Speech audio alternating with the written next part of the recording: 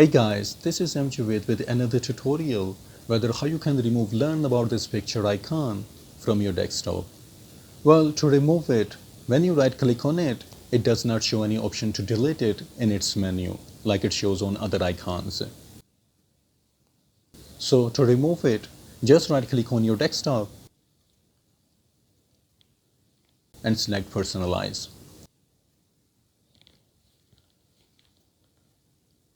Here, click on this background drop down and select any other option except Windows Spotlight. And as soon as you will select any other option, the learn about this picture icon will disappear from the desktop.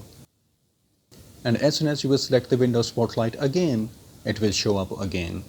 And this is how you can remove the learn about this picture icon from your desktop. And if you have stayed this far, please consider supporting by liking, subscribing, and sharing your thoughts in the comment section, and I hope this will be helpful for someone out there, and thanks for watching.